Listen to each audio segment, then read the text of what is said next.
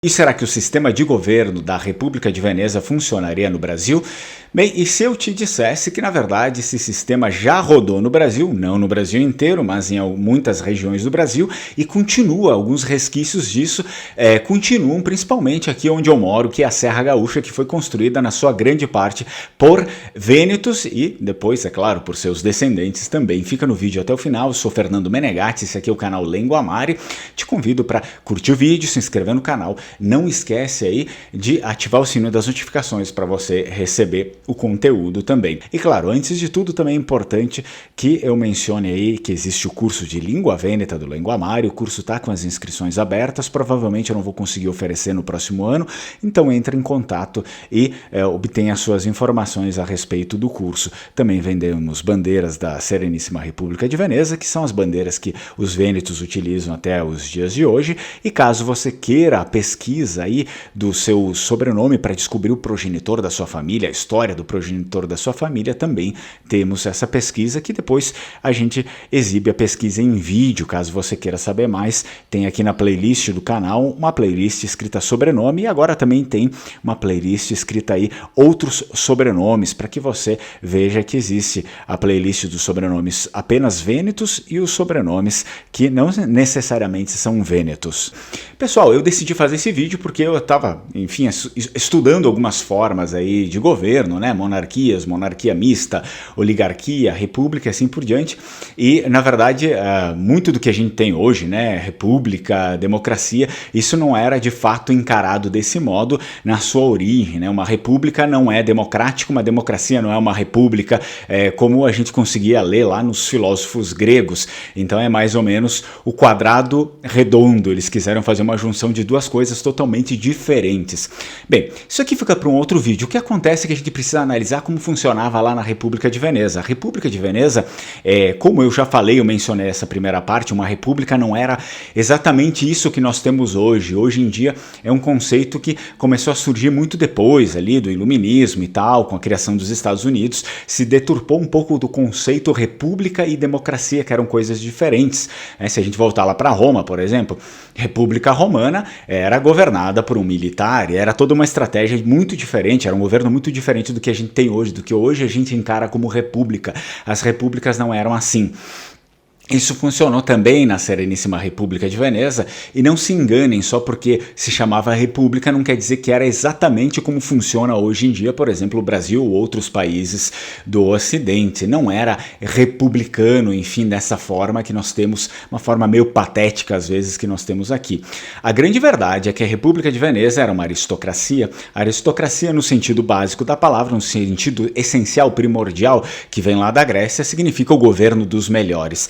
Portanto, já desde o início da sua história, né, do seu mito também de fundação, a República de Veneza começa pela própria cidade de Veneza, e nós temos aí as famílias apostólicas, né, que são aquelas chamadas famílias apostólicas que foram para lá depois da invasão dos bárbaros, e eram aquelas famílias que ajudaram, que na verdade construíram Veneza, e que depois tradicionalmente começaram a governar Veneza, né, a liderar Veneza, e as pessoas que iam para lá e que posteriormente se tornaram venezianos. Enfim, a gente pode juntar tudo como vênetos ali.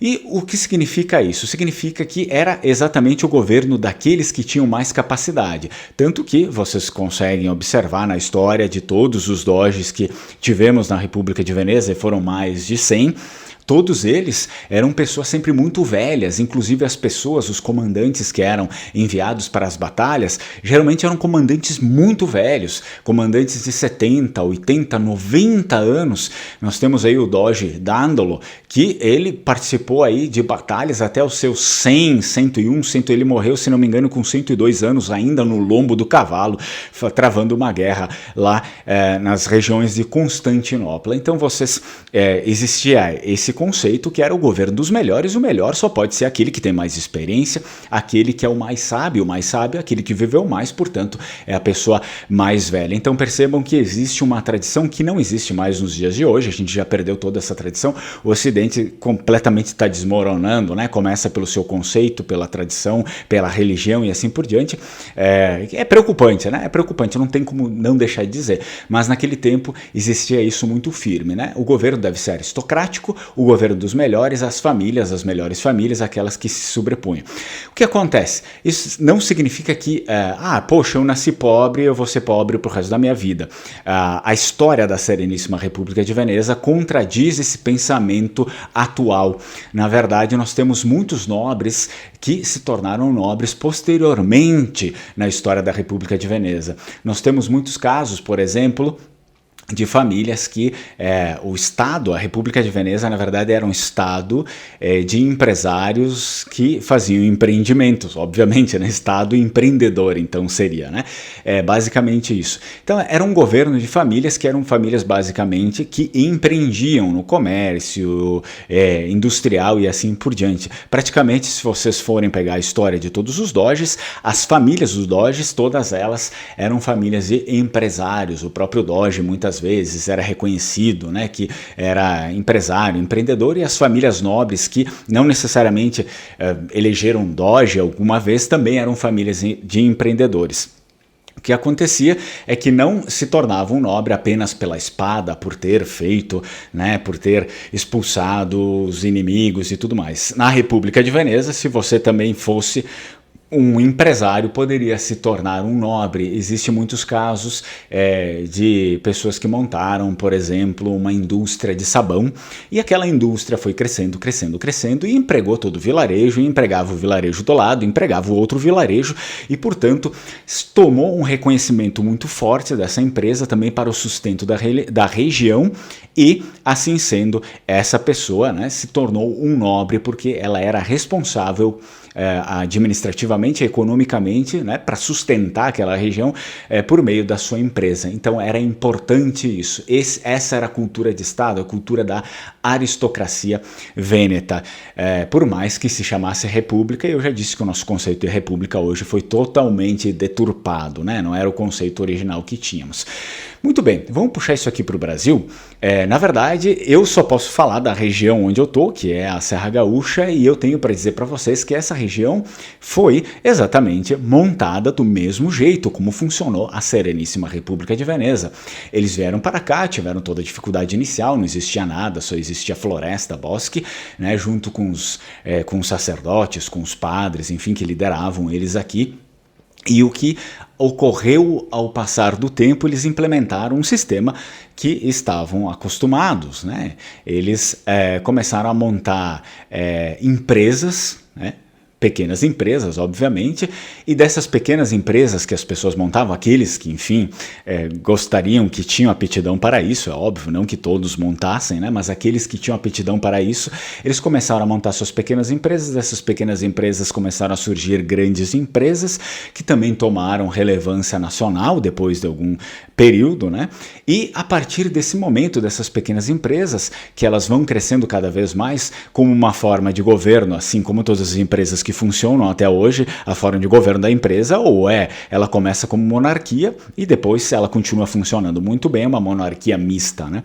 E aí quando a empresa se torna muito democrática, a gente consegue ver que quase ninguém mais manda e provavelmente ela vai à falência. Então, eles formavam as suas monarquias empresariais ou monarquias mistas, e ia crescendo cada vez mais, crescendo, empregando muita gente ali ao entorno, tanto que hoje já, nos tempos, né, atuais, modernos, as pessoas vêm de fora para trabalhar aqui porque diz que aqui tem emprego, porque nas fronteiras não tem, outros lugares não tem, Passo Fundo, outros lugares, tem muita gente desses lugares que vem para cá e diz, não, mas lá eu não consegui emprego, aqui pelo menos tem emprego, justamente porque foi aplicado aqui essa cultura de fazer o Estado empreendedor.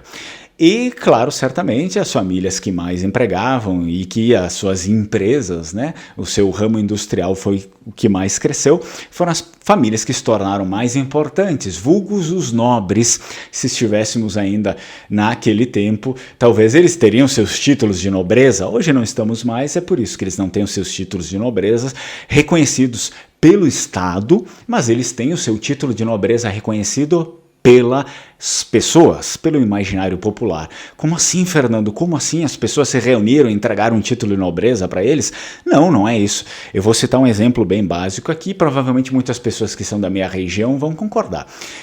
Na minha região, nós temos várias empresas grandes, eu vou mencionar só uma que talvez você que seja de outra região do Brasil também conheça, que é a Tramontina.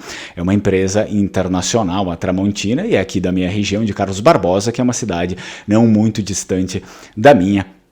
Significa o quê? Significa que para as pessoas aqui, para o imaginário popular das pessoas, por exemplo, o fundador ou aqueles que herdaram essa empresa, que ainda tocam a empresa, que são essas pessoas que têm uma empresa gigante, que contrata muita gente, que vai para fora e que está no imaginário das pessoas, provavelmente o fundador e a família em si, o nome Tramontina em si, é muito mais importante do que o prefeito de qualquer cidade, do que o governador do estado do Rio Grande do Sul, por exemplo, né? Então, essa pessoa é muito mais importante do que outras pessoas que nos dizem que são importantes. Vocês entenderam? Então, basicamente, esse era o raciocínio Vêneto, é por isso que na sua grande maioria das vezes, empreendedores, né, famílias de empreendedores conseguiam eleger doges, porque, ele é o cara, né, o dono daquela empresa que ele tem responsabilidade com o vilarejo, tem responsabilidade com as pessoas que emprega e, portanto, ele é a pessoa mais sábia, é a pessoa mais preparada para também gerir o Estado, para também fazer funcionar aquilo que ele faz funcionar aqui, o Estado. É claro, a gente precisa moderar certas coisas, né? Não é simplesmente isso, mas existia essa cultura que, na verdade, ela ainda existe aqui, mas não é uma forma oficial, uma forma orgânica das coisas ocorrerem.